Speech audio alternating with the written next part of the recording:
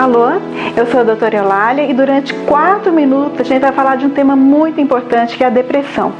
A depressão é um tema tão importante que ele já, no meu site, que é o www.eulaliapsiquiatra.com.br, ele está em um artigo do Bom Dia Doutora e em 2 vídeos.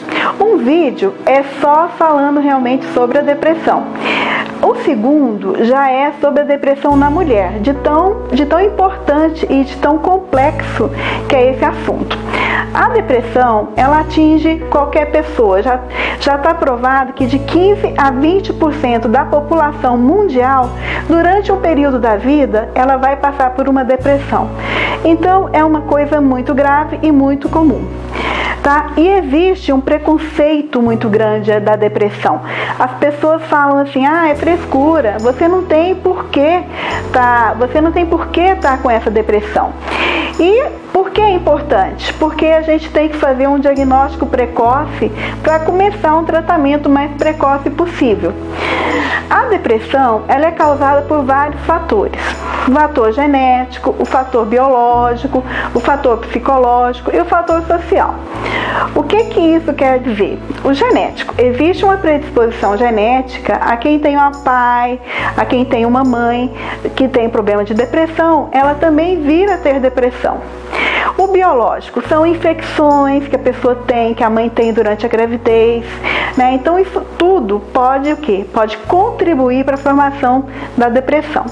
Os psicológicos. O psicológico, ele é muito importante porque é muito relacionada a perdas, a percas, Perda do emprego, perda de um ente familiar, o luto, propriamente dito.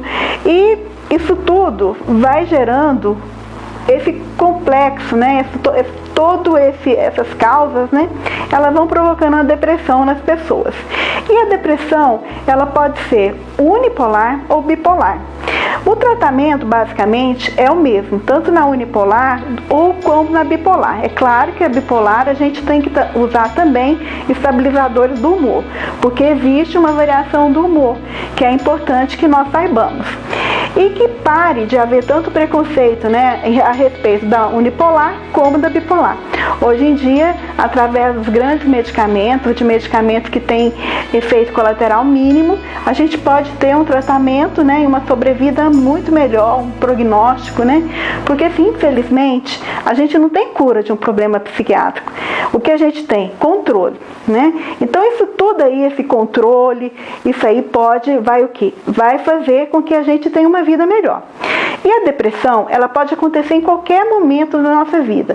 Ela pode acontecer em crianças, pode acontecer no adolescente, no adulto, na pessoa idosa.